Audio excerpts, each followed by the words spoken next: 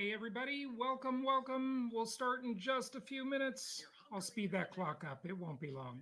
Don't sell it because the value the government's been with aid at a 12 to 1500 square foot suburban house with a yard and a two-car garage in a nice community, and they're already working at home. So what's the difference if it's 10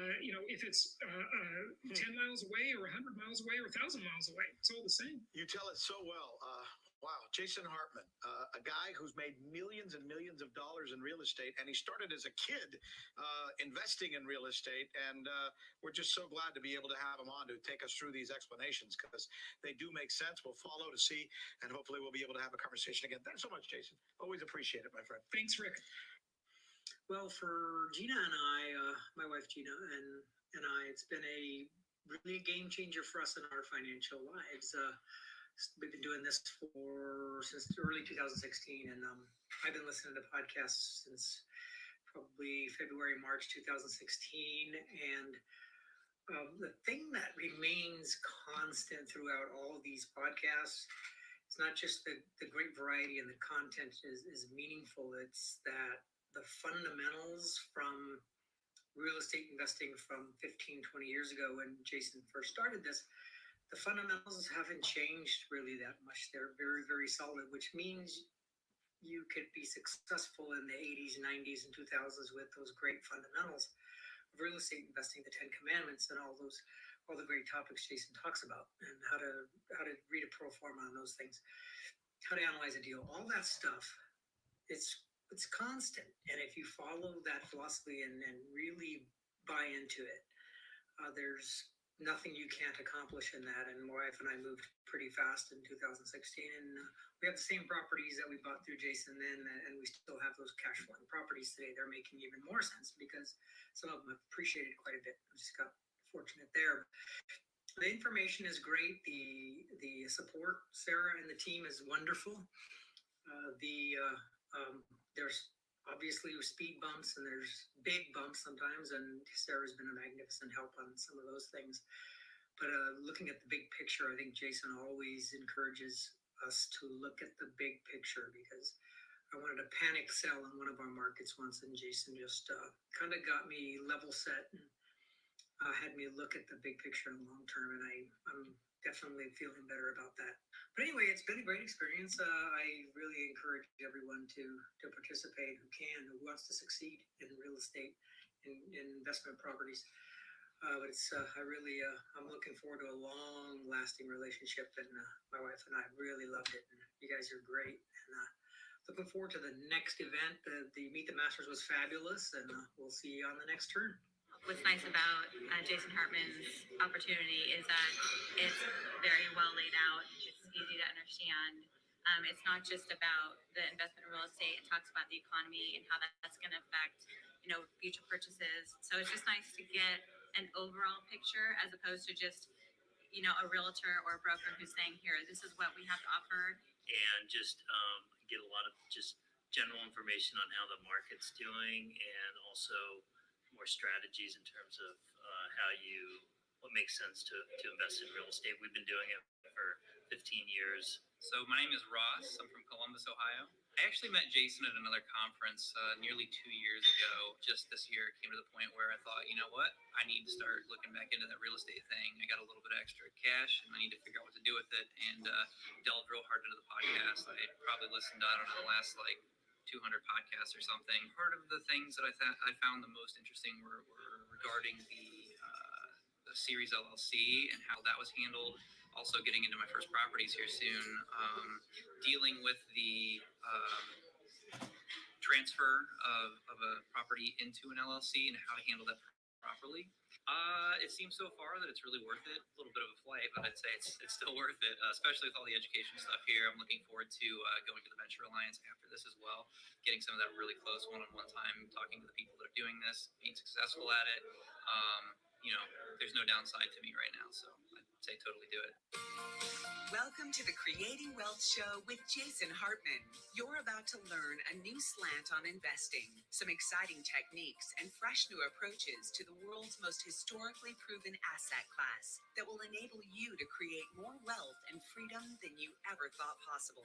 Jason is a genuine self-made multimillionaire who's actually been there and done it. He's a successful investor, lender, developer, and entrepreneur who's owned properties in 11 states, had hundreds of tenants, and been involved in thousands of real estate transactions. This program will help you follow in Jason's footsteps on the road to your financial independence day. You really can do it. And now, here's your host, Jason Hartman, with the complete solution for real estate investors. Hey, everybody. Good morning. Yes, I've got my mask on. I'm like the fake virtue signaling Joe Biden and all the other self-righteous folks. Oh, wait, maybe I'll take that off. I want to protect you through the broadcast to make sure that I'm not spreading any germs. What a ridiculous world we have are living in, aren't we? Yes, it is a ridiculous, ridiculous world. It sure is. But it is what it is. So hopefully these insane times will come to a close sometime soon. And we'll look back on this and think, what the hell were people doing and thinking back then? It was just absolutely crazy, right? I mean, were people out of their mind? They were doing all kinds of stuff that didn't make any sense. You know, it's our client, Drew Baker, who has talked a lot and shared, he's been on the live stream, but the podcast many, many times, has talked a lot about self-management and educate a lot of our clients in self-managing their properties from a long distance without a property manager, something that, you know, before 13 years ago, when I accidentally did it the first time, I never thought it was even possible, but it is. It's actually a great way to go, and a very, very workable situation. Self-management, long distance. But he sent me a tweet yesterday, I think it was, and he said, what do you get? I think it was David Collum, who's been on the show before as well. He's been on the podcast a couple of times over the years. Got to get him back. It's been a while. I think he was the one who tweeted this. He said, what do you get when you mix science with politics? You get politics. That's what you get. Politics overwhelms the day, right? It's never about science, and you know, it's just absolutely crazy. The truth is obscured by politics in so many ways. So, hey, I got a question for you, everybody, and comment below with your answer to this. Here is the question. Did you travel for Thanksgiving weekend, or did you stay home? Maybe if you did travel, you're still traveling, or you're getting on a plane right about now. So hopefully you can hear me okay. I see Lou's higher volume, please. That was probably more in the time the video was playing, and we're gonna fix that, by the way. We have fixed it in the past, but it got kind of squirrely on us, so we'll fix that for hopefully for next time. But anyway, how many of you traveled and went somewhere, and what was it like? Did you wear your mask? Did you go on an airplane and wear a mask? What was it like? Did you stay home? Did you travel? I finally got a new car. And why do I say finally? Because out of the 30 or so cars that I've purchased in my lifetime, this was the most difficult time. I've talked to you before about the economic phenomenon of supply-demand shock. And what that is, it's a situation where first what you have, and this is the prelude to bad economic times, to recession, to a bad housing market, whatever, right? The first thing you have, if you're looking at, I'm kind of motioning with my hands, making a chart, if you will.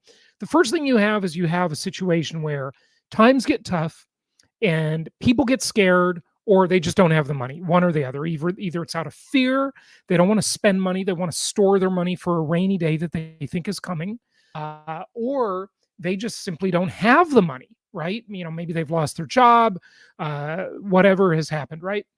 And so bad economic times, and you have demand fall off. The demand drops like a rock, right? If you're looking at a graph, you know, demand just drops. And then sometimes, occasionally. And the decade of the 1970s was really well known for this because we had several supply demand shocks back in the 1970s. Remember, we had Nixon and Ford and Carter in that decade as our presidents. And so demand falls off. I'll get back to the 70s in a moment. There's a reason I'm in that. So demand falls off, but then sometimes you don't just have demand falling off. You have a situation where also, following the demand decline, you have a supply decline. So supply drops too. And then what you have is you have what's called supply demand shock. And this is rare, but this totally happened with the airlines. I demonstrated that before on a prior live stream and on the YouTube channel in general. I showed a chart where airline prices initially just plummeted. That flight I demonstrated during the, sort of the worst part of the lockdowns and the pandemic, where we saw you could get a flight from Miami to LAX, Los Angeles, for $50, $50. You could fly across the country. I mean, that's pretty amazing. Okay. And then the airlines, at first they saw the demand drop. So the prices got really low to encourage more demand, right? So people would buy airline tickets. And then we saw the airlines cancel flights. They put their jets in storage. Maybe you've seen those videos on YouTube or the pictures somewhere in the media where these airports, there's one in Arizona, especially, or Nevada, I think it's in Arizona, in the Arizona desert somewhere, where they store these jumbo jets. And I mean, these fields littered with these, multi-$100 million aircraft. And it's very expensive to put these planes into storage. And the airlines have to make a decision. Are they going to store them for short term or long term? Because the process is completely different. And there's all sorts of requirements as to how they have to maintain these planes when they're in storage, when they're not being used. It's expensive to store them. And so now what you're seeing is they're actually scrapping these incredibly expensive jet aircraft. Not really old ones either. Some of them are pretty new. So anyway, in this, back to the supply demand shock, I know I'm jumping around, but for those of you who follow my work, you're used to that. You're used to my tangents, right? But it's all to the same end. And I'm going to get back to automobiles in a second, and then real estate, because it's all part of the same picture. Supply demand shock is really prominent right now in the economy. So the airlines canceled flights. They started storing their jets. They reduced the supply, and then the price of that airline ticket went way up.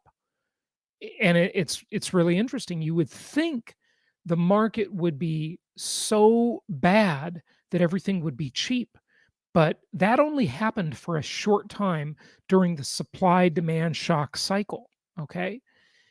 Then what you saw happen is you saw those prices rise because there was a supply shortage. And yes, demand was lower, but the supply was even lower than the demand. So the basic law of economics, of course, the basic law of real estate, of any part of the economy, in a pseudo-capitalist economy, which we don't have real capitalism, but we have a watered down version of it, is supply and demand. Of course, that's the most fundamental rule. So how did this affect the automobile industry? Well, during the quarantines, the car market just collapsed. Nobody was buying cars for a while. And then the shutdowns happened and the factories shut down. So they stopped producing the cars. And, maybe that was twofold. Number one was because of the shutdowns and the government mandated shutdowns. But number two was simply because the auto manufacturers were scared that there wouldn't be any buyers, that we were coming into really bad economic times. And, this was before our rich uncle, Jerome Powell, chairman of the Federal Reserve, just massively lowered interest rates. There was a coordinated effort with other central banks around the world, massive decline in interest rates, which increased demand, right? Where you could buy a car and get a 5-year loan at 0%. Yeah, zero, nothing. Okay. On my car, they offered me 1.9% for 5 years on a purchase, and then they offered lower lease rates as well. And what happened in the auto industry is there's just this massive shortage of cars.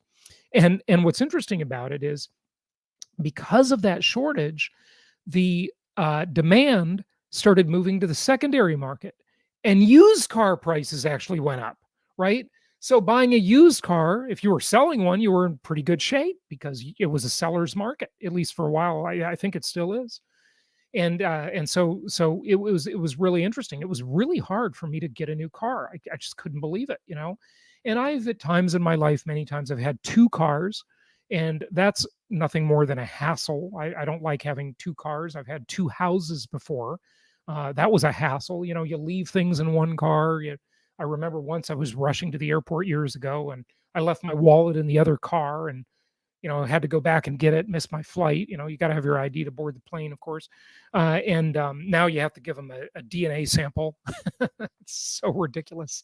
Oh, the world we live in is absurd. Welcome to 1984, George Orwell's 1984, folks. We are living in it. And at the same time, we're living in Ray Bradbury's Fahrenheit 451.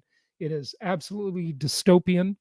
And also, we are living in Aldous Huxley's Brave New World. We're living in those three worlds simultaneously, all in different ways. So if you're not familiar with those books, get them, read them. If you want to watch a synopsis, just jump online. You can find lots of synopsis in 7 minutes. You'll know what they're about, but they're really important lessons. We're also living in Ayn Rand's Atlas Shrugged. Atlas is not shrugging enough. Remember, Atlas was the mythical character who held up the world, right? Through effort and labor and production and bright ideas and innovation. And at some point, Atlas just says, F you. I'm not gonna produce anymore. Why should I? Why should I keep working so hard when all I'm doing is giving money to the government to squander, right? And Atlas just decided to shrug his shoulders, and the world fell off. In other words, the productive people of the world, in Atlas Shrugged, went on strike. We a lot of times see the least productive people in society go on strike. We see some things come out of these ridiculous labor unions.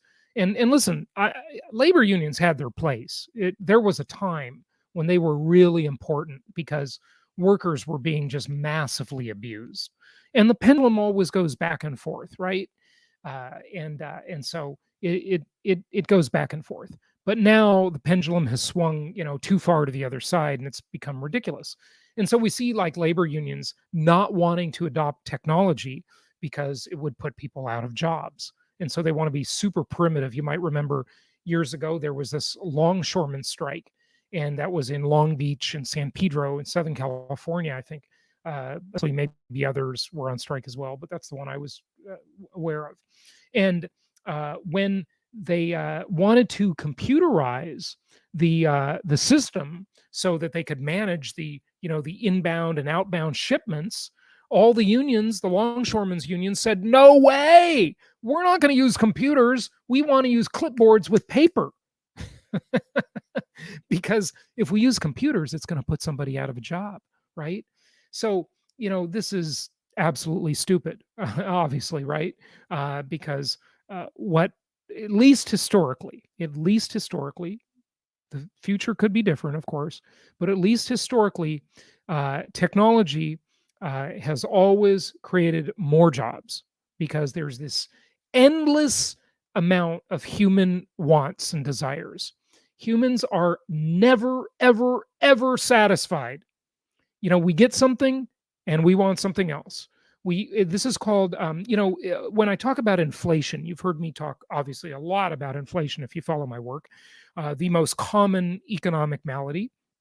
There are three majors: inflation, deflation, and stagnation, or another variety of that, stagflation, which, by the way, is the era I think we are moving into, stagflation. But you've heard me talk a lot when I talk about how inflation is manipulated and how the inflation rate through the consumer price index or the core inflation rate is understated.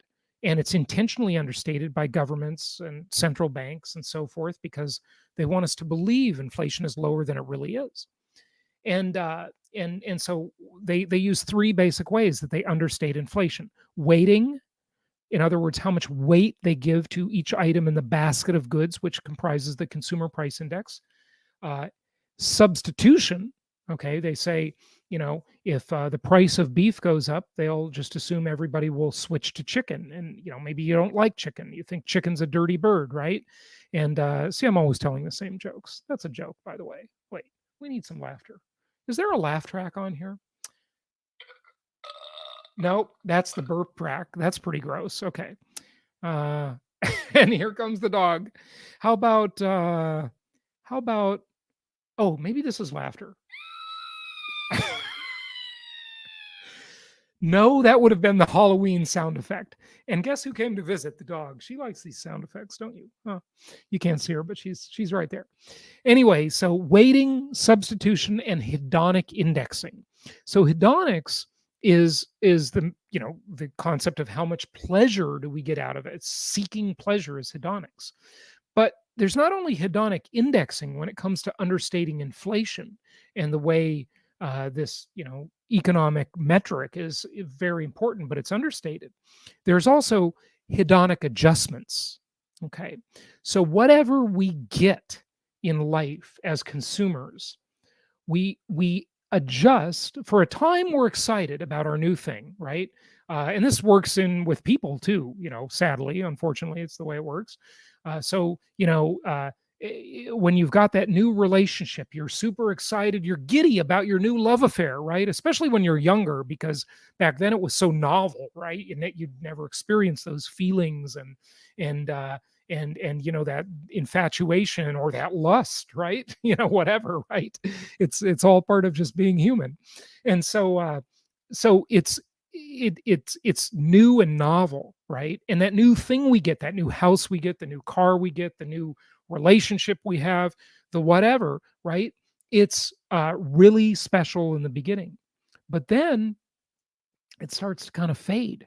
And why does that happen? Because our mind starts hedonically adjusting, right? We have and this is what we move into is what they call the hedonic treadmill. Okay, the hedonic treadmill. By the way, this is also a good metaphor for the concept of addictions, right? Addictive behavior is, at first when you try the thing, when you take that first drink, okay, or that first, drug, right? That illegal drug, or that first sexual experience, or that first, whatever, that obsessive compulsive behavior, that feeling of pride. Pride is addictive, right? The idea of being right, the ego can be addictive. All of these things are, addictive, but the nature of addiction is hedonic adjustment. Okay, because we try that thing and then we become used to it and we take it for granted. So what does the addict always do? They have to up the dose, right? They have to increase the dose. And this can be, something that starts out as a moderate, sort of innocent thing that really won't hurt you, won't hurt anybody probably, becomes this hedonic treadmill or hedonic spiral downward into where the addiction takes over your life, right? And it's a really dangerous thing. So all of this stuff need to be managed, right? So what does this have to do with economics and real estate? Well, with economics, there's this never-ending need, right, to constantly get more, right? And so as consumers hedonically adjust to one thing, they want another thing. They want a bigger thing. They want a better thing. They get one house and they're thinking like, wow, this house is great. I just love my new house. And then they look around and then they see someone else's house, or they start looking online, or they see a commercial or a movie. and they think, wow, my house sucks. I want a better house. I've already hedonically adjusted. I don't appreciate this house anymore. It's not good enough. I got to have better, better, better. And this is the thing that keeps the economy moving. In a country like the US, where 70% of the S&P 500, the Standard and Poor's 500, stocks, okay, which is really more than 500, by the way. Tesla's about to join that rank with all of their past financial fraud. That's just my opinion. Don't sue me. Don't sue me, Elon. But I think Elon was pretty good at manipulating the whole stock market. So hey, whatever. So we hedonically seek more and more, and that's what keeps the economy going. And as I always talk about on the podcast, just watch old TV shows, watch old movies, read old books, listen to old music, and you'll see how content people were with much less than any of you have today. Okay. Look at how content people were. I was watching, there's this YouTube channel by this movie director, this older guy named, I think it's David Hoffman. And, I watched some of the clips that he brings back, and he says, here are interviews with teenagers in the 60s. What did they think? What were they expecting? And then he did another one, David Hoffman. He was talking about, here are interviews with people who are 100 years old, and they're talking about their childhood. And I was watching one of those yesterday, and the man, is 100 years old, and he was sharp as a tack. His mind was really sharp. And by the way, keep your mind sharp, and that means constantly learn. Ray Kroc, the founder of the McDonald's franchise system, not the founder of McDonald's, that was the McDonald brothers, as you now know, because you all watched the movie The Founder, probably, but people didn't used to know that or understand the way that worked out. He said one of his favorite quotes was, "As long as you're green, you're growing. As soon as you're ripe, you start to rot." Okay, so always keep your mind active, stay curious, keep learning. Anyway, the 100-year-old man was saying that on his when he was a kid and the automobile came around, right? And you started to occasionally see a car. Okay, imagine that. Compared to what we expect today, right? We expect the latest and greatest car. We expect a car that costs $120,000, right? But back then, he said there were only 2 cars on his entire street as a kid. Multiple blocks down, there were only 2 people that had cars, and riding in a car was like an incredible privilege. You would go tell your friends about it. Wow, I rode in a car today. And I remember back. Speaking of hedonic adjustments, I remember back when I got my first. Really my only one that I owned, thankfully, because it was a hole in the money you throw water into.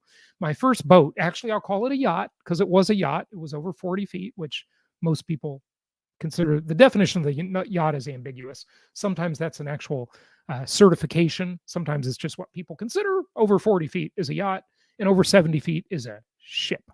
But anyway, I got a yacht, and I just remember how, at first I was so impressed with it. I thought, wow, this is incredible.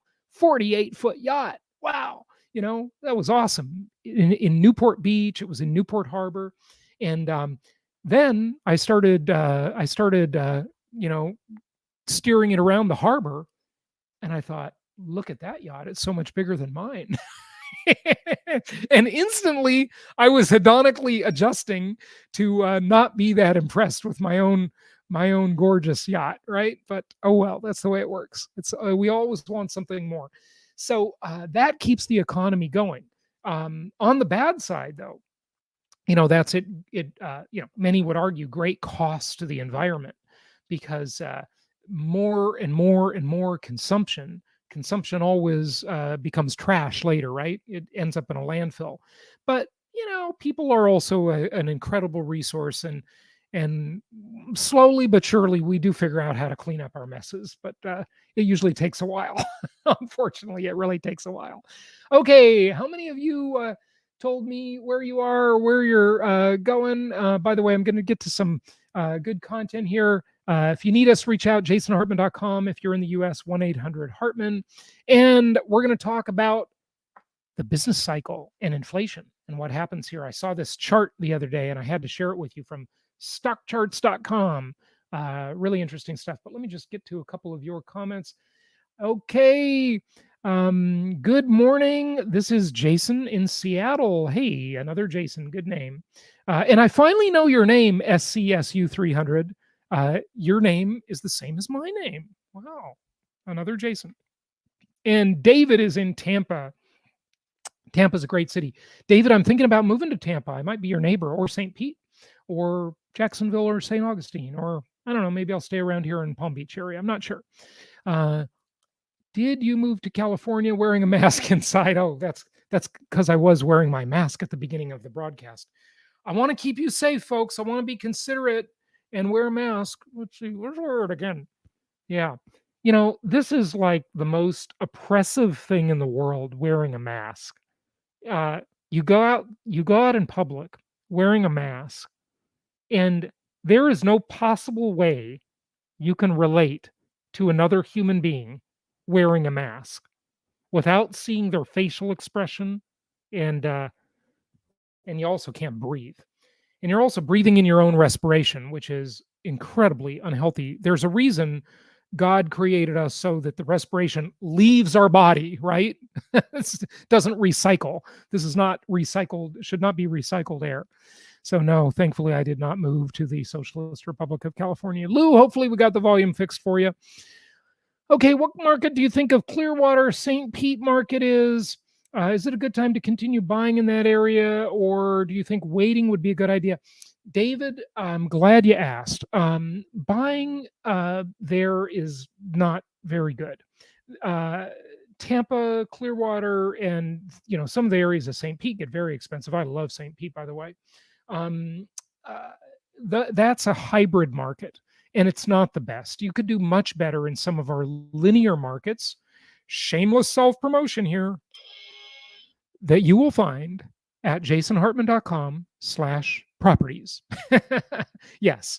And also, I'm not sure our Charlotte webinar, which we've got some great properties in Charlotte, and also in several Alabama markets. I know our Alabama market is on replay now, so you can go check out that webinar at jasonhartman.com/sweet home. Okay, jasonhartman.com/sweet home for some of our brand new construction Alabama properties. For Charlotte, I am not positive that webinar is on replay. Reach out through our website and ask our investment counseling team, and they'll be happy to help you with that. But my answer is I do not think it's a good idea to buy there. I think you can do much better and get much better rent to value ratios in some of the linear markets we have at jasonhartman.com/properties. Okay, and David, you are back home in Folsom. David, thank you and welcome.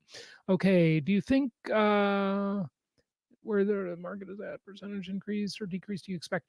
Again, David, that's back to the question of what kind of market is it? Is it a linear market, a cyclical market, or a hybrid market?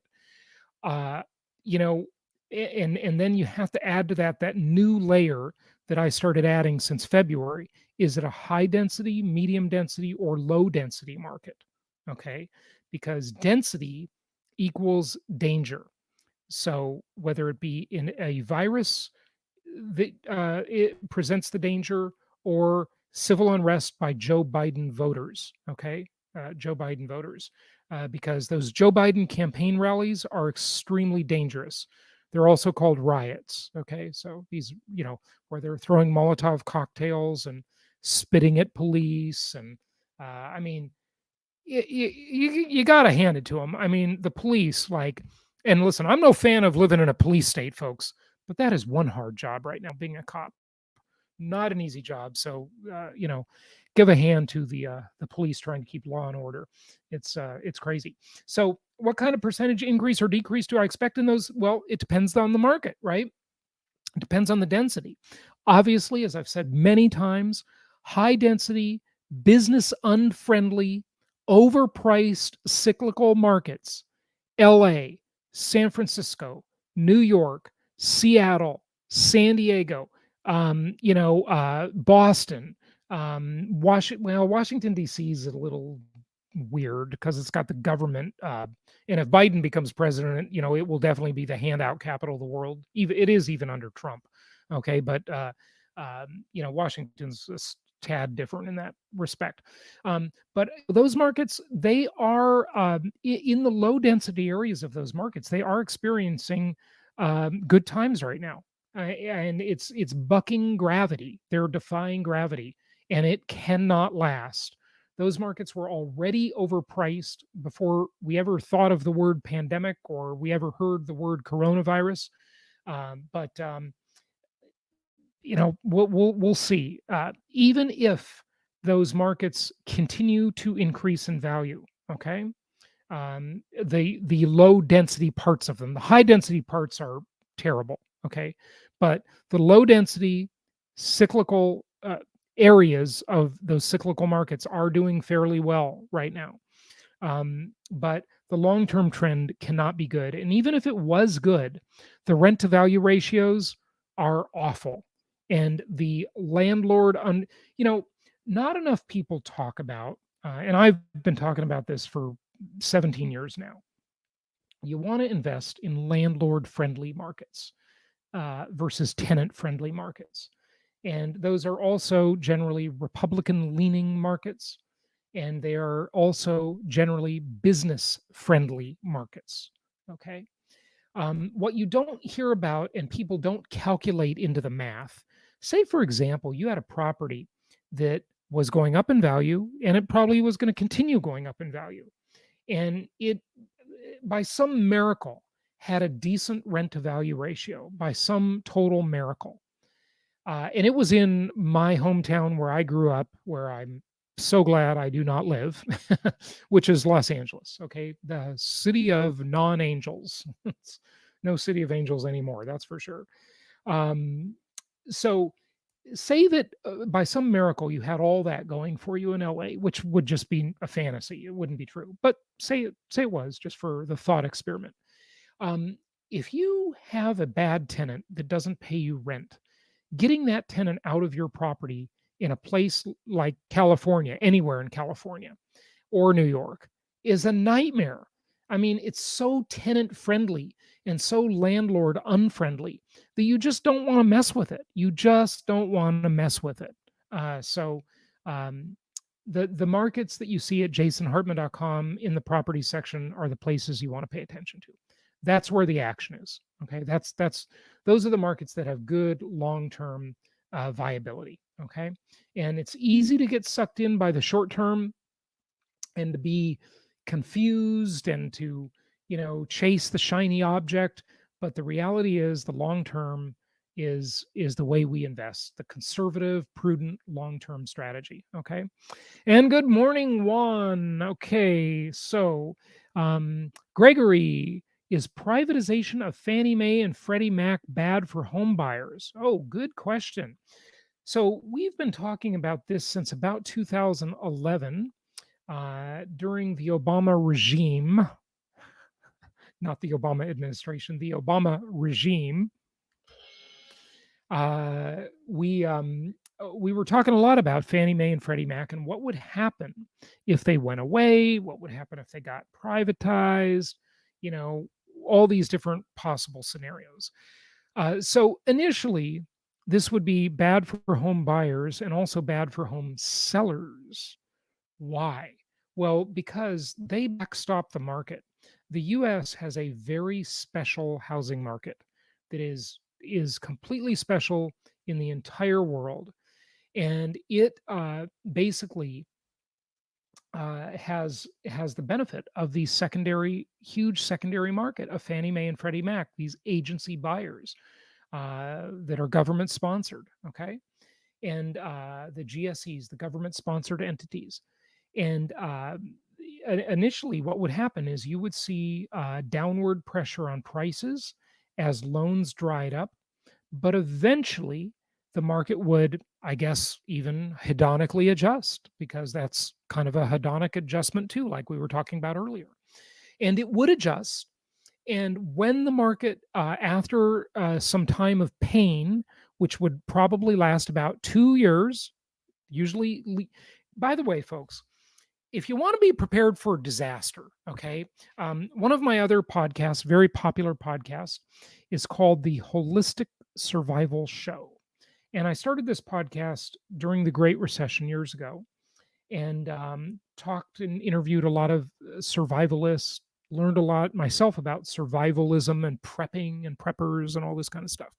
And here's the metric, and I'm going to add to the metric, right, that they'll usually espouse.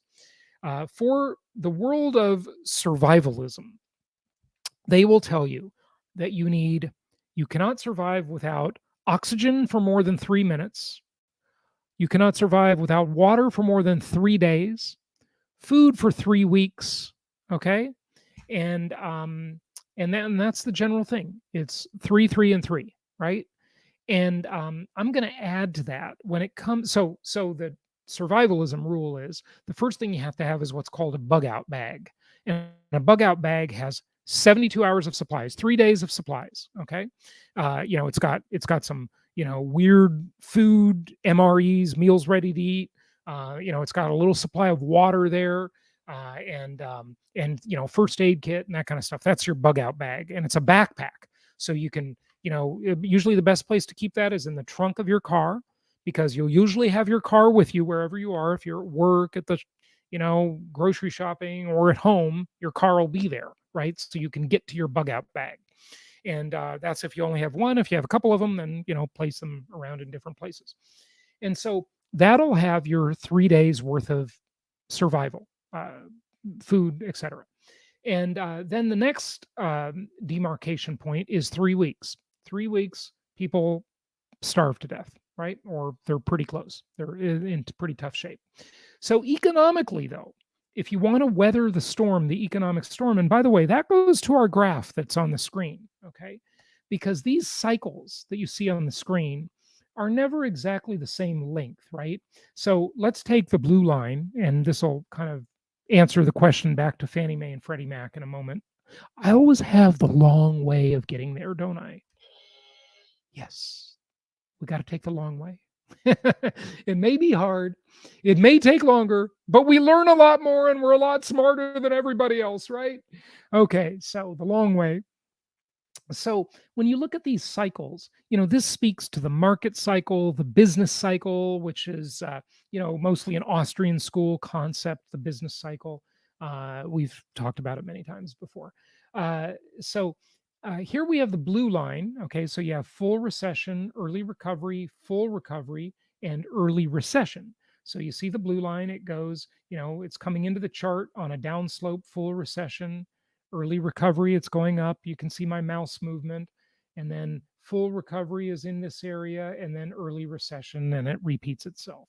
Now, the sort of orange colored or burnt orange colored line, market bottom, bull market, market top, and bear market. Okay. So here we come into the chart and it's rising. Okay. That's the market bottom. It's going up. And here they're talking about the stock market because this is from stockcharts.com, but it could apply to the real estate market or really any market. Okay. Any market for anything. Markets, regardless of the widget in the market, they pretty much all work the same, at least conceptually, right? Now, they do get distorted by government intervention and central bank intervention. That distorts the market and makes it very hard to make predictions about things because they distort the market. They, institute some new tax policy or whatever, and nobody knows how that distortion is going to play out. But if you just let the market be, it would be much easier to predict what's coming next. It's hard to predict it, though, when the government keeps distorting it. So here, market bottom, a bull market. Okay, you see there's the run up, right? And there you have rising inflation. And then you have this market top. And then the market starts to decline. You move into a bear market and you have falling inflation, not necessarily deflation. Remember, there's a difference between what's called disinflation, deflation, or falling inflation. There's a difference between a decline in the rate of inflation or deflation, which means prices are just deflating. They're just plain out dropping, right? So that's that's just an interesting chart to look at. So back to Fannie Mae, Freddie Mac, back to survivalism and prepping, right? If you're a prepper, and everybody should be a rational prepper, right? I mean that's just smart, and it's socially responsible. Okay, it's like wearing your mask. Okay, yeah, now in your bug out bag, you better put some mask in there for yourself and the family, right? But the metric, and this is from yours truly. Okay, you want to survive the crisis, you want to weather the storm, you want to survive the change, you want to survive the switch in the market. How long do you need to survive? If things get really bad, before we move into a recovery phase again, right? You see, here's the recovery phase here, here's the recovery phase here. Okay. Before you move into that recovery phase, how long is this trough, right? How long does yours truly think you need to be prepared to survive the change? Say, for example, Fannie Mae and Freddie Mac went out of business tomorrow. Instantaneously, we would see downward pressure on housing prices because they're that backstop. And we would see upward pressure on rents because if people can't buy, they're forced to rent. And so rents would go up. Well, how much time do we need? You ready? Let's give it a drum roll. Got to keep you in a little suspense. Part of my job here is to entertain you folks.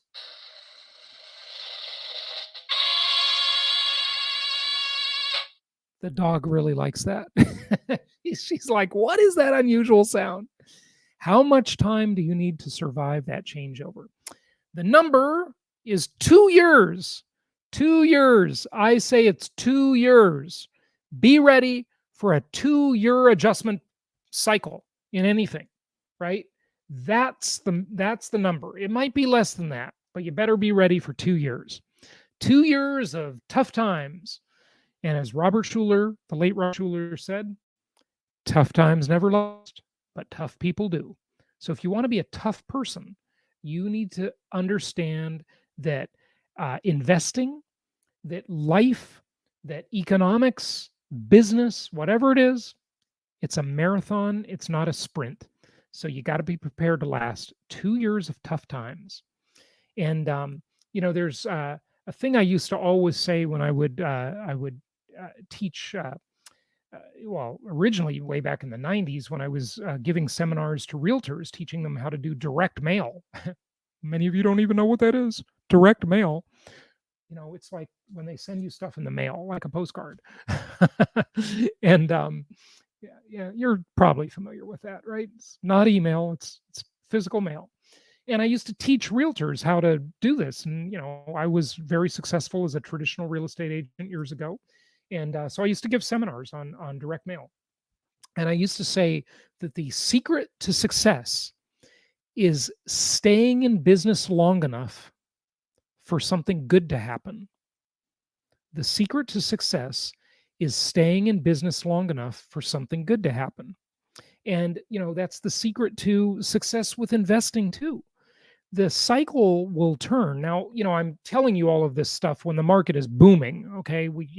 I don't know why we're kind of got on this track, but I'm getting you ready for the next recession. Okay, folks, because it's coming. Don't worry. It's coming for sure. That's one thing I can say with certainty. How many people want to bet $1 million that bad times are coming? For many of you, many of us, bad times are already here. If we're in the service sector, if we're in the tourism business, by now, hopefully, those people have adapted and they've started a new business or, looked for other employment or whatever. I hope they're not sitting around at home like the movie Idiocracy, right? And they're out and they've already adapted to the change, right? But if you can stick with it, even during a bad time for 2 years, you're going to be rewarded richly because what you'll find is it takes some time for things to work their way through the system. It takes time for things to adjust, and takes time to raise your rents if you're already owning properties at the time. So the beautiful thing about income property is it's a multi-dimensional asset class, and you can adjust your strategy based on what's going on. So sometimes you're in a market. I teach this concept, and by the way, if you want to know more about it, just go to jasonhartman.com, and in the search bar at jasonhartman.com, just type 3 dimensions of real estate. 3 dimensions of real estate. So I teach this concept, and I've been teaching it for many years, called the 3 dimensions of real estate. And there's really more than 3, but it sounds good. You'll remember that, the 3 dimensions of real estate. And basically, it's the idea that no matter what is happening, you can make money by adjusting your strategy. Sometimes you're in a capital gains market, an appreciation market, whereas other times you're in an income market or a cash flow market. And sometimes you're just waiting, taking good tax benefits and getting some inflation induced debt destruction, and not much is happening. But it will turn, and you will start to see these benefits work their way through the system. So you've got to be prepared to last 2 years. 2 years. Okay. That's the metric. Okay. Let me get back to some of these comments and questions. So with the privatization of Fannie Mae and Freddie Mac, circling back completely here, if they go away, or if they become privatized, or whatever happens. And by the way, what does privatization really mean? Like, what would it mean to us if that happened? Well, I say what it would mean is it would mean higher interest rates.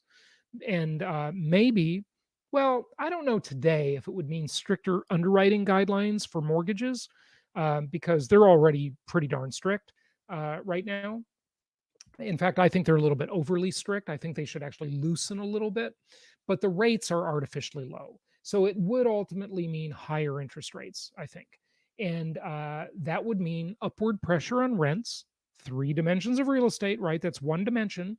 If interest rates go up, remember, people only have 3 choices. They can buy, they can rent, or they can be homeless. 3 choices, right? 3 choices.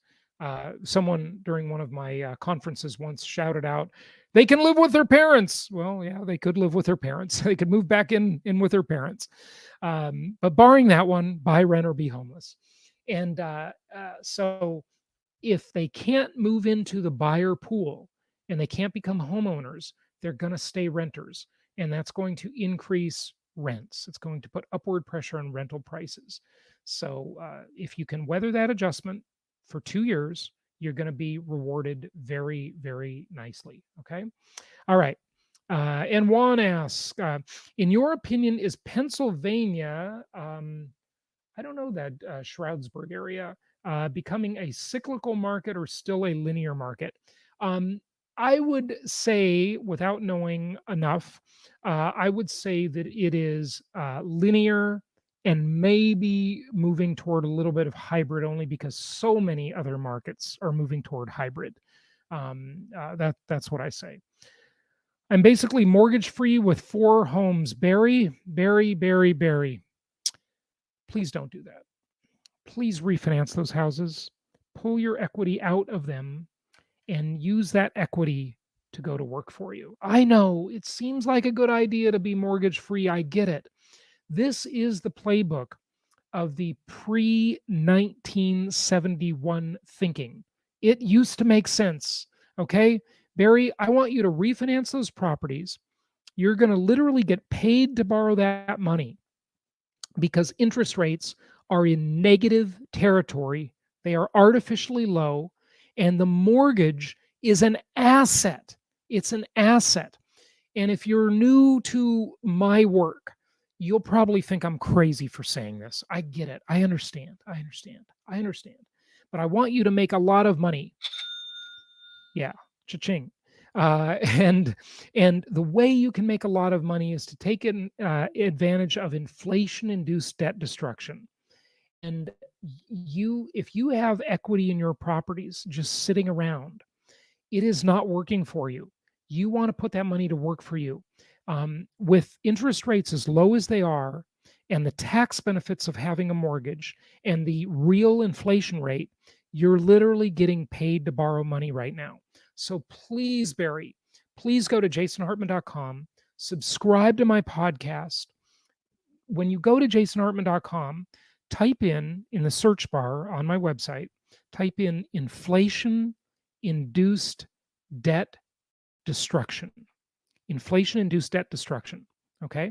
And if you don't believe me, there's a very famous financial advisor. He's a stock market guy. I'm not a stock market guy, but I've interviewed him on the show a few times. Rick Edelman. Maybe you've heard of Rick Edelman. And I did a show with him years ago on his, he released a video called 10 Great Reasons to Carry a Big Long Mortgage and Never Pay It Off. Your mortgage is an asset, especially at these low interest rates. Barry, I am doing you a huge favor. Okay, please check this out. Listen to me on this. Do not be mortgage free. Dave Ramsey doesn't know what he's talking about when it comes to investing. He's very good. If you're listening to Dave, I have no idea if you are, but I'm just, Dave Ramsey would say be mortgage free, right? He would say that. And Dave Ramsey is great for the market he serves, which is people who have stupid credit card debt. They have, auto loans they can't afford. They got cars they can't afford. They're in a mess. Okay. Those people, Dave Ramsey's great. But when it comes to investing and making money, Dave Ramsey is clueless. He's totally wrong. Okay. So anyway, please get yourself some mortgages. Go into debt. I'm telling you, I'm doing you a favor as long as you do it right. Long-term fixed rate debt against good quality properties is a fantastic tool. Okay, you really want that debt. Angel, good morning from Selma, California, the Socialist Republic of California. Hopefully you're working on getting out of there. Are there still, and Barry asks, is there still blanket mortgages? Yes, there are blanket mortgages, not through Fannie Mae and Freddie Mac, or well, it's not that it's through them, but those are agency loans, right? But through these private lenders, they're sort of in this in-between spot, these portfolio lenders, and we can refer you to them. They will do blanket mortgages, okay? And they'll put all your properties under one blanket, one mortgage. And it's really convenient because you only have one to keep track of, for some of our clients that own 30, 40, 50 properties, that's a really handy tool. So Barry, you are thinking about mortgages. Yay! Awesome. I love it. Okay. So, but you can do better than a blanket mortgage. Okay. You're better off getting Fannie Mae, Freddie Mac, what's called agency mortgages, portfolio, or not portfolio mortgages, but Fannie Freddie loans, okay? Because those will be at much lower rates. But once you've gone past your 10 properties, and if you're married, maybe 20 properties, because your spouse can get 10 and you can get 10, then you definitely want to consider a blanket mortgage through one of these portfolio lenders. And if you need some referrals on those, go to jasonhartman.com, fill out any form on our website, and our team will be glad to give you some referrals to them. Okay. AGAR 223 says, good morning from Los Angeles, my hometown. And Angel says, LOL. Carrie, good morning, Carrie in Phoenix.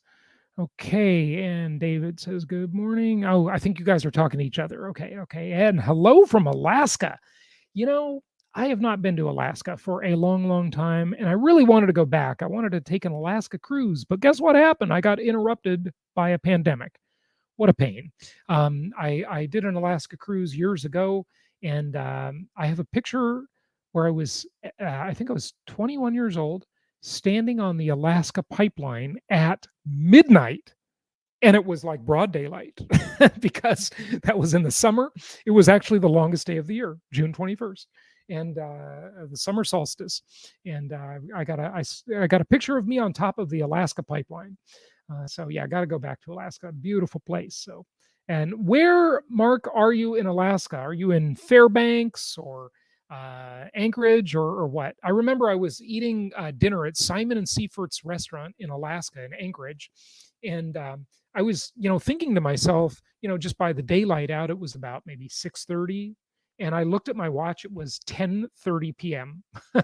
It's so not used to the idea of it being late for 24 hours a day. And AK, hello from Seattle. All right. And Bill is in Minnesota. Minnesotan. Do you speak Minnesotan? I love that. I rewatched the movie Fargo about a week ago. Just love listening to the way they talk. Speaking Minnesotan. I know it wasn't in Minnesota, but it's close enough. The accent is pretty similar. Okay, and V says hi. I guess that's V is how you say that, right? Okay. If you move to Tampa, is buying or renting? Well, my favorite thing, David, what I would do is I would like to rent a high-end property, because whenever you rent a high-end property, you get a fantastic rent to value ratio, very much in favor of you as the tenant. And I tried to do that when I moved to Florida about 2.5 years ago now or something. When I moved to Florida, I tried to rent a high-end property here. And as I've been doing, as I've moved around the country exploring different places, I love renting a high-end rental. And I was looking to, I was willing to pay $10,000-$12,000 a month, but I just couldn't find anything good. And I attributed that at the time. Now that I'm sure this has changed, so it's probably better opportunities now. But a lot of those properties, those high-end properties, turned into Airbnb properties rather than long-term rentals. And so there just was very little inventory. I couldn't find anything, so I ended up buying a house here in Palm Beach County. But I would have much rather rented. So I would love to rent a high-end property, but I haven't really looked. But we'll see. But if not, buying a place in Florida, if you're going to have equity in a property, Florida is a pretty good place to do it, because they have unlimited homestead protection in Florida. And Texas goes up to $1 million, but Florida, I think, is unlimited, versus Texas is up to $1 million. I believe that's the way it goes. And there are some requirements about that. But, if you just can't find a way to deploy all your cash, and you're going to have equity in a property, the place you want to do it is in a state like Florida or Texas. All right. Juan says, would it be smart to take CARES Act forbearance on a positive cash flowing rental property, even if the tenants have been paying on time? Here's the problem with forbearance. If you go into a forbearance program, you are not going to be able to buy more properties. And, if you don't need it, I probably just wouldn't do it, because the forbearance is not like the other bailouts, like the PPP plan, for example, which those loans, they were called loans, but they're probably going to be forgiven. I haven't kept up with the latest on that. I didn't take any government money myself. It's not for lack of wanting to, but it just I just didn't bother. I didn't get around to it. And so the program ran out of money, and I got zero myself. I got zero. I probably could have got a paycheck protection or something, even though, hey, business is pretty good for us. So I didn't. But I would probably not do a forbearance unless you really need it, because you're not going to be able to qualify for another mortgage to get more properties. And right now, you want to be buying more properties, okay? More good quality rental properties. If you go into forbearance, it's going to hurt your chances of being able to do that. Good Water Ale. Is that your brand of ale or beer company that you own or work for? That's pretty cool. Good Water Ale. Okay, question. How long will mortgage rates last? Well, if anybody knew that, they'd be a bazillionaire, okay? So the answer is, I don't know. That's the proper answer. I have several properties financed around 5%, and I am starting a process to refinance them to below 4%. How much time do I have? That's a good question. Well, I wouldn't say urgently rates are going up. But by the way, I think you can do even better than 4%. I think you can get close to 3%. I mean, folks, if you are not borrowing all the money you can right now, you are crazy. You're going to miss out, and you don't want to miss out. That would be like a bomb dropping on your financial future. Okay? So get as many good quality properties with these ultra super low rate mortgages as you can. And get as much leverage as they'll give you. As long as you have good, cheap, long-term fixed rate mortgages attached to good properties, you're going to be in very good shape. By the way, at the bottom of the screen, again, I am saying our most popular webinar is available to you because people always have questions about this, and they have just raved about this webinar on asset protection and estate planning and tax reduction. And you can go check it out at jasonhartman.com/protect. jasonhartman.com/protect. One of our attorneys in the network gives that webinar, and he does a great job, and people always say they learn so much from it. So check that out, jasonhartman.com/protect. Okay. So how much time do you have? You probably have a little bit of time. I guess it depends who the president's going to be to an extent. But Jerome Powell has made it pretty clear that rates are going to be low for a while. So I would not worry too terribly much about it. But, I'd say that, look, the sooner you get it done, the sooner you'll start saving the money. So that's one reason not to wait too long. Okay. And if you can get cash out, good for you. I cannot wait. Kevin says, I cannot wait for forbearance, welfare for the rich to end. Yeah. We need some capitalism and discovery. Hey, I agree with you. Philosophically, I agree with you, Kevin. You are right about that. But from a practical point of view, I don't know. I think a little bit of forbearance is okay. But yeah, it's on forever. It does need to. We need price discovery, because you don't have it if you're inhibiting foreclosures or you're inhibiting people selling who would otherwise be selling, but they're not selling because they're sitting there in forbearance. Okay, Susan, I just joined, so not sure if this is discussed, but what do you think about new increased loan limits? Well, that's a good question, and I just discussed that recently on another live stream, and let's pull up the map and let's talk about that, Susan, because I have a slide on that. I was going to talk about it again today. So what do I think about it? Well, I think it is unnecessary. I'm against it philosophically. But who cares what my philosophy is or what I think? Take advantage of it. Look, on one hand, this is not hypocritical, by the way, folks. On one hand, I can say that philosophically, I don't like this, because I think it just puts more froth into an already overinflated bubble in the higher price cyclical markets. Okay? It's just going to expand the bubble. Right? So that's bad for the market. It distorts the market. But on the good side, if you're an investor and you can benefit from those higher limits, take advantage of it. Just align yourself with the interests of the powers that be. And, they go as high as $822,000. And you can see that most of the country does not get that. The higher priced areas get that expanded loan limit. And so, this map talks about that. But you really shouldn't be investing in any of those markets anyway with those high loan limits, or buying properties that are that expensive, because they don't make sense as investment properties. Now, your house is not an investment, but that doesn't mean that you can't benefit from it. Okay. And you can't make some money from your own personal residence. So this could benefit you on your own personal residence, these higher loan limits. And if you're going to be buying it, it's not too bad. The rates are incredibly cheap. You're literally getting paid to live in your house. Just don't buy overpriced properties.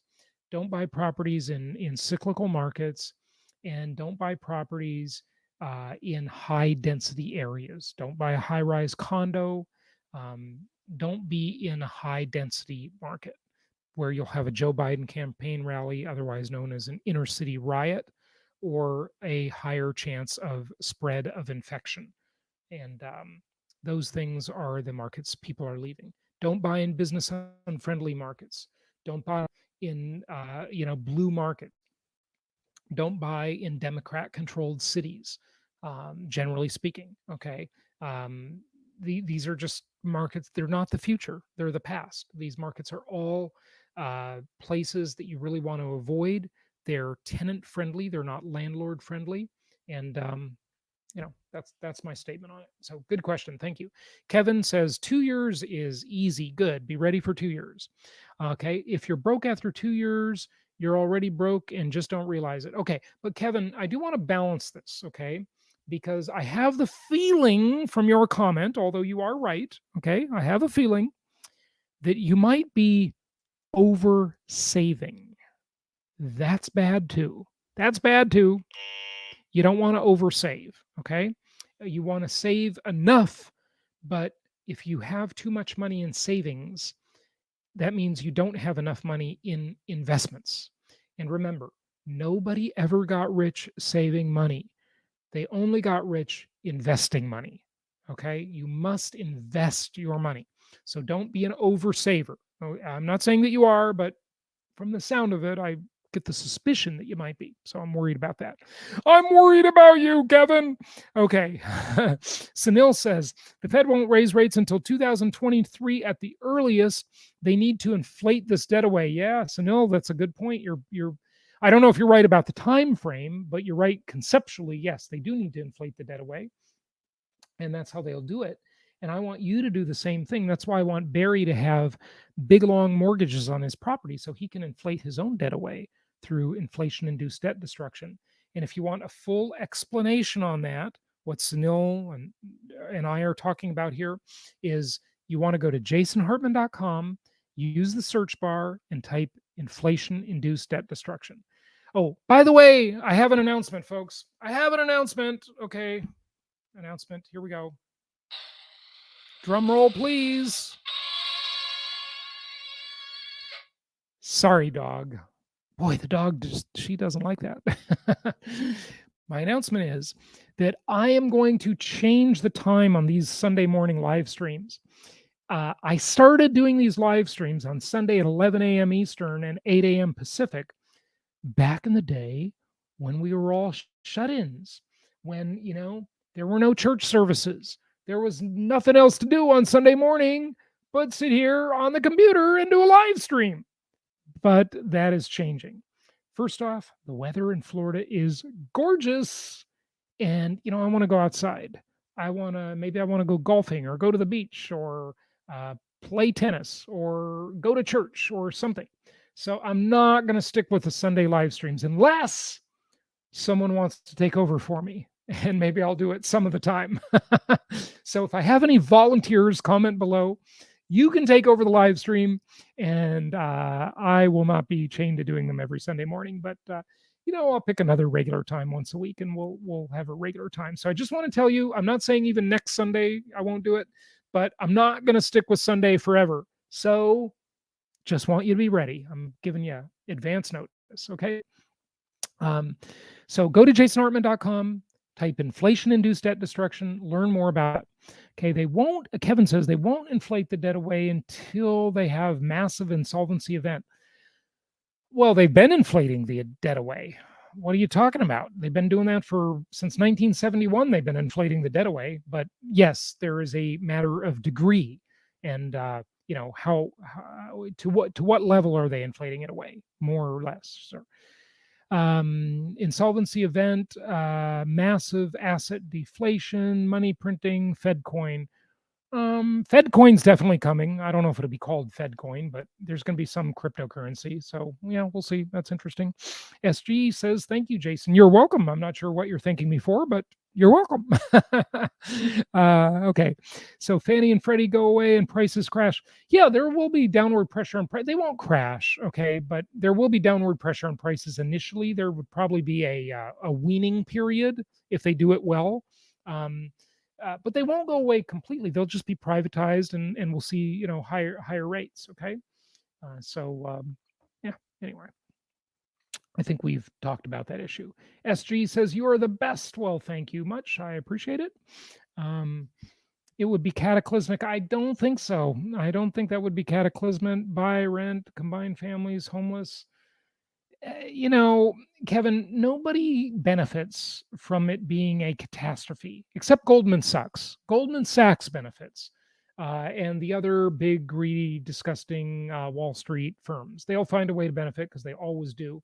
But otherwise, you know, remember the political environment would be very bad, and whoever's in office does not want that to happen on their watch. So they'll find a way to do it in a weaning sort of a fashion, right? Where it'll be a slow unwinding. Okay, it won't be sudden. Okay, combined families. Yeah, well, combining families ain't so popular in an era of COVID-19. Okay, because everybody's concerned that they're gonna give each other the virus, the virus. They're gonna give each other the virus. People barely making, well, some people are barely making bills today, but some people are getting really rich too. So it's very uneven, as I've said. Uh, Eventually reality will join the conversation. I don't, we'll see. I don't know. Kevin, you're kind of pessimistic here. There's always opportunity with this stuff, but hey, we'll see. Okay, Bryant says, my mother's house is in DC metro area in Maryland. Her house is paid off. Should we sell or should we rent the home? Well, I don't know how much that property is worth, first of all. So I need to know how much it's worth and how much it would rent for. Well, if you tell me one, I can tell you the other probably. So that's if it's a high price property, I would consider unloading it. It's certainly not going to make a good rental if it's a high price property. By high priced, I mean above, usually above $250,000. If it's below that, it could be a good rental property. Some areas of Maryland obviously are pretty sketchy. I don't have to tell you that. So be careful of that too. A lot of Joe Biden campaign rallies in those sketchy areas of Maryland. I mean, Joe Biden campaign rallies, AKA riots. Yes. And so you got to watch out for that. Okay. Jerry says, I'm a contrarian by nature and mid 20s with no debt and looking to expand portfolio in real estate and first home. Thinking of depressed multiplex in urban medical university area for long term. I didn't sip water as as part of the act. I just needed a sip of water. So, oh, that was that. Yeah, okay. So I don't like urban areas. I do like being near medical because that's pretty stable. Medical tenants are pretty good.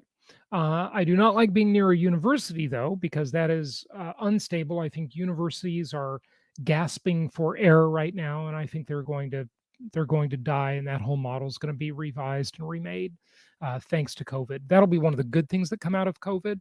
Universities have been scamming people for decades. It is a complete ripoff. Um, it's amazing that so many things have been remade in society. Joseph Schumpeter, my favorite economist, who coined the term, or at least popularized the term, creative destruction. Universities need to get creatively destroyed. The government student loan debt, university college debt enslavement complex is an epic scam, and I think COVID is going to kill it. It's finally going to die with COVID. And so I do not like the idea of being near a university because I think real estate prices in college towns could suffer. Okay. Yeah. So that's, but I do like the medical of your plan is good. And as far as multifamily, what are you talking about in terms of multiplex? Be careful not to do high density. Okay. All right. Also well connected to construction contractors. That's great. Good for you. That will help you get a better deal and not get ripped off. I love my second home. Well, you might love your second home, but do you need to own it? Okay. All night, all nighter, all nighter hider. So your second home, you don't need to own it. Here's what I realized. Look, I had a second home. I lived in Newport Coast, California. Okay, one of the richest zip codes in the country, Newport Coast. I think that was 92657 zip code, right? Was that my zip code back then? Anyway, and I bought a second home in Scottsdale, Arizona. I always wanted to move there. I finally did after years later. But always liked going there. I thought it was a really fun place to hang out. So I bought a second home in Scottsdale. And I remember waking up there one morning, my eyes opened, I looked at the ceiling and realized in the 2 years I've owned this place, I've slept here 11 nights. 11 nights in 2 years. Then in my head, I started calculating the cost per night. And I thought, I could have rented the presidential suite at the Phoenician Hotel, which, by the way, is this gorgeous resort in Arizona. Uh, and I could have had people waiting on me hand and foot. And it would have been much less effort and much more enjoyable than having a second home that I always worried if when I wasn't there, did a pipe break? Did someone break in and rob or vandalize the place or something? You just never know. I mean, it was in Paradise Valley in Scottsdale. Okay, pretty nice area for sure. But I just you just second home it's just not worth the money. Okay, you can only be one place at a time, right? You can only drive one car at a time. You can only live in one house at a time. So I think when you use something incrementally, it's a better deal to just rent it than to own it. That's all. Okay, but anyway, glad you're enjoying your second home. If you're super wealthy, good for you. Hey, what's the point of being wealthy? Is to have things and enjoy them. Okay, Brian says, okay, I think I answered that question.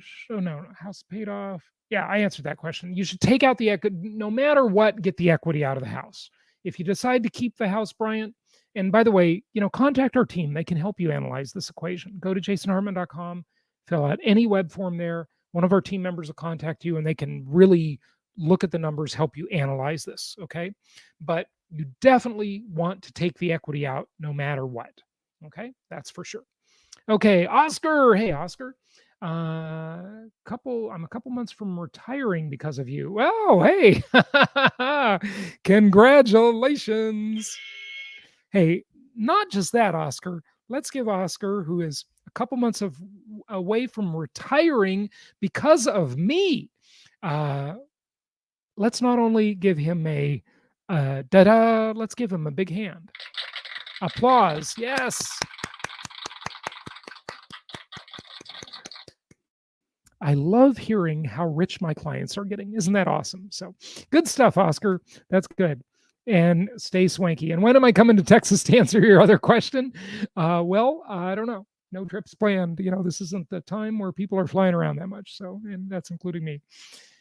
Jason and Ben, I will show for that seminar. Well, I don't get it. Is that what I don't get it? I don't understand. So explain. You got some splaining to do. Okay. And moving your mother to Houston, yes, that's much better. Houston is better than DC or Maryland for sure. I like Houston. I've owned many properties in Houston. That's a good market. And our company has helped people buy hundreds of properties in Houston. Okay, we're experiencing very tight underwriting now. Yeah, David, I totally understand. David's a great client. David and Gina are great clients of ours, and they've been buying a lot of properties, and they're getting pretty rich. So congratulations for them.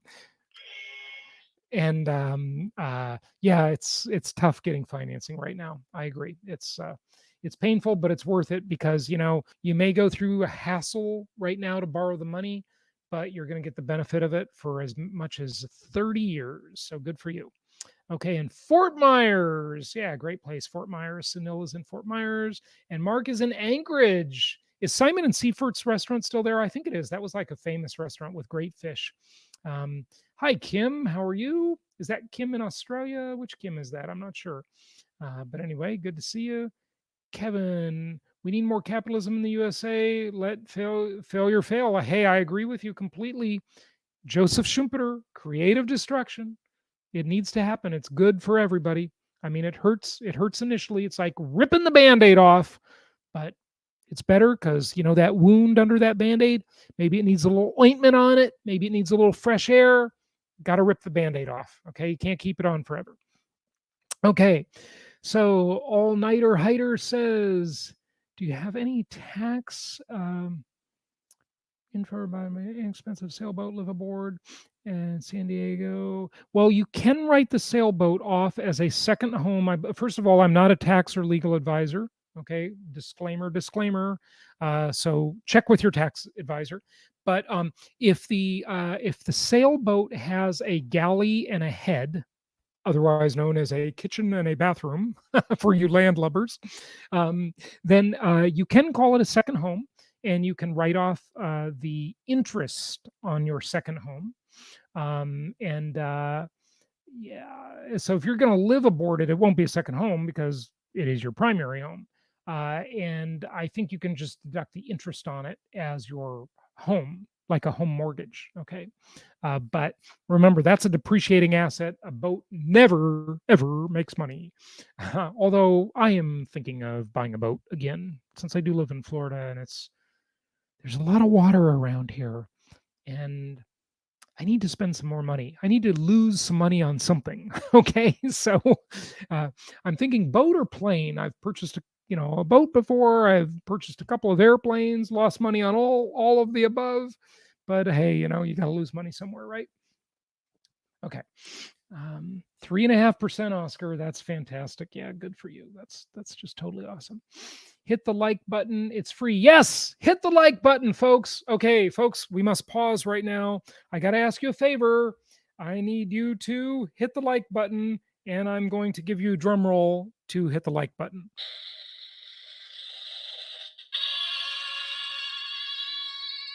Did you do it? Well, thank you. Okay, appreciate you hitting the like button there. Okay, yes, it's free. Okay, greetings from Southern Indiana. Hey, Ron, how you doing? We like Indiana. We've done a lot of business there, made a lot of money there. It's a great market.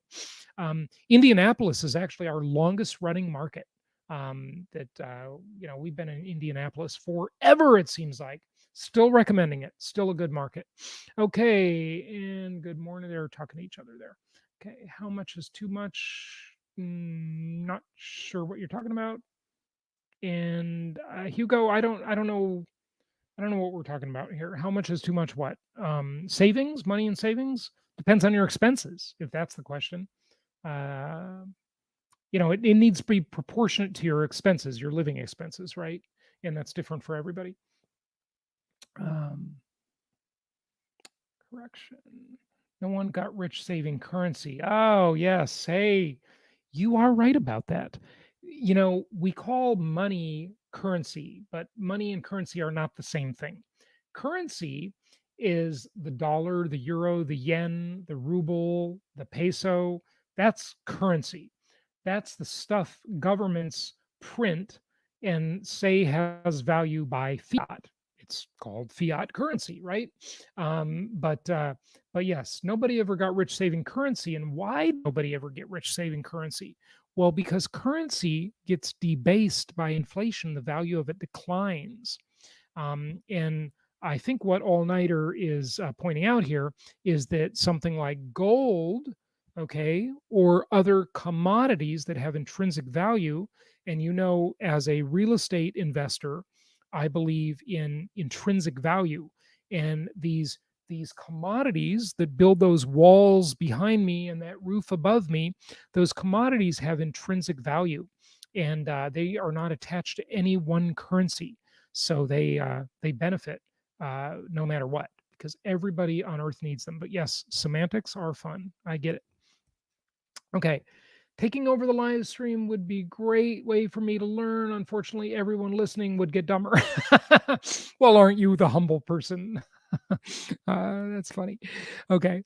Sunil says, if there's an insolvency event, we'll have never rates. Okay. I don't know exactly what that means. Oh, negative rates. We'll never have negative rates. Yeah. See, sometimes I get it in the next comment. So that's good. Yeah. Yeah, you're true. You're true. That's right. We if there is that kind of event, we will probably see higher rates for sure. I agree. Okay, BlackRock will benefit no matter what. Yep. No, I think BlackRock would benefit. Are you saying they wouldn't? They would benefit. So would Goldman Sachs, otherwise known as Goldman Sachs. Goldman Sachs. That's what I call them. That's what they should be called.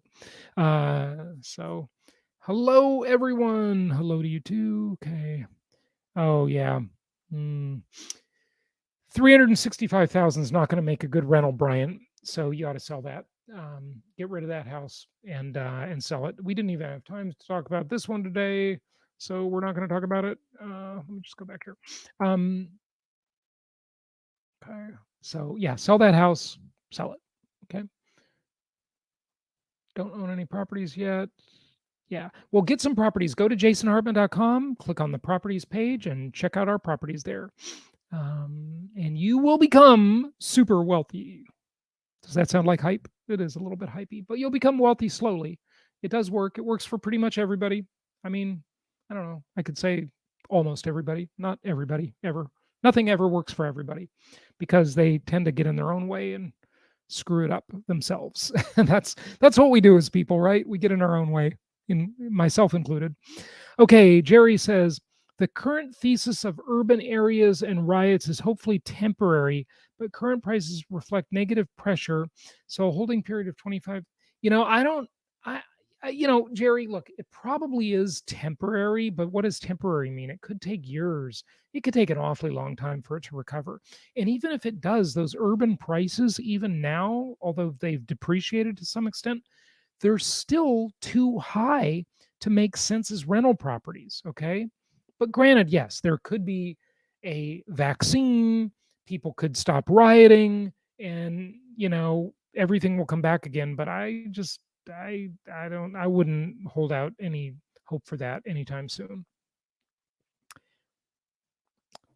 Do you see any real estate tax benefits going away? Yeah, well, sleepy Joe Biden, that idiot wants to take away the 1031 tax deferred exchange. I don't know if he would succeed at that, though. There's just too many people in Congress getting lobbied by the real estate lobby that would be upset. Okay, but he wants to get rid of it, so we'll see. I don't know. It's just too early to tell, and hopefully we will not have a new administration. But we might. We never know. We never know. We never know. Okay. Conscious Agent said, is now a good time to sell my 12-plex? I don't know. I think you could probably keep that a little longer in that area. I think you'd be okay. I don't know. I don't know the numbers, folks. It's hard for me to answer those questions because I just don't know the particulars of your deal, right? I don't know how old that 12-plex is. I don't know how hard it is for you to manage. I don't know the tenant mix. Is it a low end, a bunch of very transient, crappy tenants that you're always, is it like a D class property where you're having to evict people all the time? Or what is it like? I just don't know, right? There's too many things that are unknown. So what I always want to say is reach out to our team. They can do a full analysis for you. They can do a property pro forma and go through all the details like we've done in a prior live stream. I've gone through a pro forma. And if you want to know how to analyze a deal, by the way, I should say this. We updated the free video. It's been updated. So go check it out. It's new. Okay. And it's a little longer now because it has more content. It's 34 minutes long now. And it's totally free. You go to jasonhartman.com. On the front page, you can watch that video. 34 minutes will make you a fantastic investor. It will help you know how to analyze a deal. And if you already own a property, remember something. Any property that you own, every moment that you do not sell that property, you are buying it back from yourself. So you want to analyze that property in its current state and think you might want to sell it. Okay, because it might be a property that is not giving you as good a return. And once you analyze it in our software, and that software is available at propertytracker.com, or you can go on our website at jasonhartman.com in the property section, and you can look at static analyses of this software, and you can learn how to read that pro forma on that free video on the front page of jasonhartman.com. I hope I'm not confusing you with all these things I'm telling you to do. And it'll really help you become a much better investor. You will really learn how to analyze a deal. And that is so, so important. And our team members are here to help you do that. any web form at jasonhartman.com will get you in touch with one of them, or you can call 1-800-HARTMAN and they can help you as well. Oh, that number, by the way, that 800 number is only in the United States. So if you're watching from outside of the country, 1-800-HARTMAN does not work for you international people. Okay. All right. Remember, the estate planning, tax reducing, asset protecting webinar is available at jasonhartman.com/protect. So lots of stuff for you to check out. And also remember, the Sunday live stream will not be lasting forever. We are going to change the time. We'll probably keep it the same next weekend, but I'm not sure. Anyway, we're on the way to changing the time. So just be ready for that. I'm just giving you notice now. And thank you, everybody, so much for joining. Happy investing to all, and have a fantastic day. Bye, everybody.